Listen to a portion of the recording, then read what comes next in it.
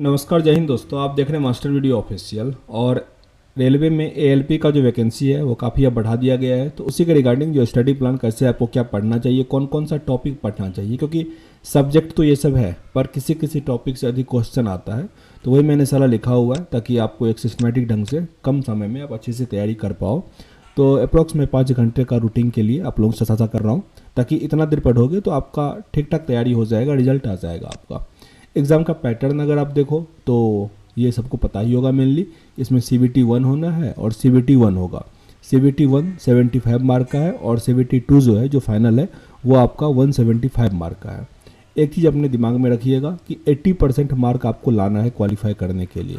ये minimum qualification है, इसका कोई मतलब नहीं होता है। 80% मार्क लाना है, यानी अगर 75 का है तो आप टारगेट रखो कि 60 से ऊपर नंबर हमको लाना है, तभी रिजल्ट आएगा। 60 to 65 नंबर आपको लाना होगा। अब देखते हैं मैथ, रीजनिंग, जनरल साइंस और जनरल अवेयरनेस हमको पढ़ना है CBT 1 के लिए। CBT 2 का भी देखो तो बस जनरल अवेयरनेस हटा दो और ट्रेड ऐड कर दो, नहीं तो वही सब चीज़ है इसमें भी। तो मेनली आपको इस तीनों चीज़ को अच्छे से फोकस करके पढ़ना है। इसे देखेंगे कि किस सब्जेक्ट से कौन कौन से टॉपिक से अधिक प्रश्न आता है, क्योंकि सभी सब्जेक्ट में ढेर सारा टॉपिक है पर कुछ ही ऐसा टॉपिक है जिससे अधिक प्रश्न आता है।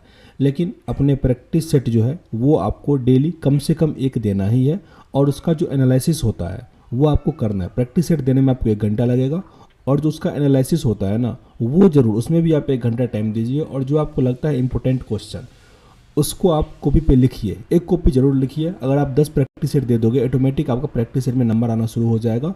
और जो कॉपी पे लिखते हैं उसको वैसे ही कभी टाइम में एक बार पढ़ लिया कीजिए, अधिक टाइम नहीं देना उसको, बस पढ़ लिया कीजिए कभी कभी, तो ऑटोमेटिक आपका वो रिपीट हो जाएगा। अच्छा, कभी आपके साथ ऐसा हुआ है कि आप प्रैक्टिस सेट दिए हो और सेम क्वेश्चन आपके एग्जाम में आ गया हो? SSC के एग्जाम में राहुल को हर सवाल देखा देखा सा लगा, क्योंकि थोड़े दिन पहले ही तो उसने ये क्वेश्चंस टेक्स्ट बुक पे लगाए थे। टेक्स्ट बुक पास पर है हर सरकारी परीक्षा के मॉक टेस्ट, जिनके सवाल सीधा एग्जाम में ही आ जाते हैं। अब पास से होगा हर एग्जाम पास। अभी अब देखते हैं, हम पहले मैथ लेते हैं। मैथ में अगर आप देखो तो इतना सारा आपका टॉपिक है, सभी के आगे हमने लिख दिया है कि कितना क्वेश्चन आता है इसमें। लेकिन आपको जो मेन फोकस करके पढ़ना है, जैसे अगर नंबर सिस्टम से क्वेश्चन आता है तो चांस रहता है कि आप बना लोगे। बोर्ड मार्क्स से एक क्वेश्चन के आसपास आता है वो आप बना लोगे। डेसिमल जो होता है उससे भी आप बना लेते हो आसानी से, फ्रैक्शन से भी बना लेते हो। LCM HCF से कभी 1 प्रश्न आता है, कभी 2 प्रश्न आता है, तो ये आपको थोड़ा पढ़ना पड़ेगा। टॉपिक अच्छा है। रेशियो प्रोपोर्शनल बहुत अच्छे से आपको टाइम देना होगा। यानी मैथ में अगर आप देखो तो 1 to 5, अगर आपका मैथ अच्छा है तब तो आप आधे घंटे भी टाइम दो तो ठीक है, नहीं तो आपको 1.5 घंटा टाइम दो। अगर आपको थोड़ा कमज़ोर है तो 1 घंटा मतलब 90 मिनट आप टाइम दो मैथ में, ताकि आपको मैथ कम से कम ऐसा टारगेट रखो कि एक दिन में 30 से 40 क्वेश्चन जो है ना बुक से बनाने का। प्रैक्टिस सेट में अलग टाइप का हो जाता है, बुक से बनाओ, नहीं तो जो अच्छा वाला प्रैक्टिस सेट है ना जिसमें बस मैथ का ही क्वेश्चन दिया गया है तो उससे आप बनाओ तब भी ठीक है। तो इसमें आप देखो रेशियो प्रोपोर्शनल को टारगेट करो, ये आपको अच्छे से होना चाहिए। Percentage, mensuration, time and work, time and distance, CIS है, प्रॉफिट लॉस। और अगर आपका टाइम एंड वर्क सही है तो पाइप एंड सिस्टेंस भी आपका कंप्लीट हो जाएगा। और ये सब है। कैलेंडर क्लॉक इसी 1 नंबर का आता है। एज कैलकुलेशन, स्क्वायर रूट, तो पढ़ना आपको ये सब भी है। त्रिकोणमिति से 2 क्वेश्चन करीब आ रहा है तो, लेकिन ये सब ऐसा आपका होना चाहिए कि इससे अगर क्वेश्चन आएगा तो हमको टाइम नहीं लगना चाहिए, क्योंकि टाइम बर्बाद एग्जाम में यही सब क्वेश्चन करता है। इसी सब से जो क्वेश्चन आता है वो आपका टाइम टेकिंग होता है। तो इस सब को आपको अच्छे से फोकस करना है। ये जो मैं 1.5 घंटा कह रहा हूँ ना, ये इसके लिए। ये सब जो आप प्रैक्टिस सेट बनाओगे इसमें आपका रिवीजन होता जाएगा। जिस क्वेश्चन पे अटकोगे आप उस क्वेश्चन को बना लोगे तो ऑटोमेटिक आपका ये सब सब्जेक्ट मतलब ये सब टॉपिक जो है वो ठीक हो जाएगा। लेकिन इसमें आपको चाहिए स्पीड, क्योंकि ये आपका एग्जाम में टाइम बचाएगा। अगर हम रीजनिंग में बात करें तो यहाँ भी बहुत सारा टॉपिक है। रीजनिंग के लिए कोई स्पेशल बुक पढ़ते नहीं है, लेकिन फिर भी अगर आपके पास बुक है या कुछ है तो डायरेक्शन से देखिए प्रश्न आता है। मैं भी इसको हल्के में लेता डायरेक्शन का, इससे मेरा एक क्वेश्चन गलत हो गया था। और ब्लड रिलेशन से भी मेरा क्वेश्चन गलत हो गया था, रिलेशनशिप से।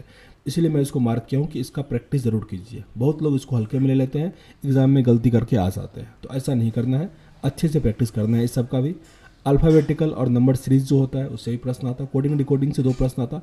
रीजनिंग हालांकि उतना डिफिकल्ट नहीं होता, लेकिन जैसे स्टेटमेंट एंड आर्गूमेंट जो होता है, कथन निष्कर्ष वाला, उससे कुल मिला के 2 से 3 क्वेश्चन आता है। तो वो आपको अच्छे से करना है। पढ़ने में अच्छा नहीं लगता होगा फिर भी उसको करना है, ठीक है। तो रीजनिंग में यही है, मिला जुला के जिससे अधिक प्रश्न आता है उसको आपको अच्छे से टारगेट करना होगा। जनरल साइंस की बात करें तो सभी टॉपिक को पढ़ना होगा, क्योंकि आपको ये मेंस में भी काम देगा। तो जैसे मैंने कहा कि अगर आप मैथ में 1.5 घंटा टाइम दे रहे हो, रीजनिंग में आप आधा घंटा भी टाइम देते हो ना, 30 मिनट भी टाइम देते हो ना, तो आपके लिए सफिशियंट है, ठीक है। लेकिन जनरल साइंस में आपको अच्छा टाइम देना होगा, करीब इसमें भी 1 से लेकर 1.5 घंटा तक का आपका टाइम देना पड़ेगा, तभी आपका साइंस अच्छा होगा, क्योंकि आपको CBT 2 में भी आपको काम आएगा। इसमें अगर आप देखो तो कंप्यूटर और मोबाइल टेक्नोलॉजी से 2 प्रश्न आ ही रहे हैं, फिक्स है। टॉपिक थोड़ा छोटा है, बहुत बड़ा तो है नहीं, इसको आप कर सकते हैं। डिस्कवरी से नया में कुछ ऐसा होता है तो प्रश्न आता है जिसको नोबेल प्राइज़ मिला है, उससे आता है रिगार्डिंग, तो आप इसको उतना फोकस नहीं भी करोगे। जो प्रोटीन होता है मेनली बायोलॉजी से काफ़ी अधिक प्रश्न आता है, बायोलॉजी और फिजिक्स से डेले वाले में। तो आप देख सकते हो कि इन्वायरमेंटल को भी आप बायोलॉजी में काउंट कर सकते हो, एस्ट्रोनॉट वाले फिजिक्स में कर सकते हो। तो ओवरऑल ये देखो कि आप फिजिक्स, केमिस्ट्री, बायोलॉजी को अच्छे से लेके चलो, और जो करंट में कुछ आ रहा है, जैसे नोबेल प्राइज़ आ रहा है, तो वो किस चीज़ का इन्वेंशन किया है, तो वो आपका इनोवेशन में आ जाएगा।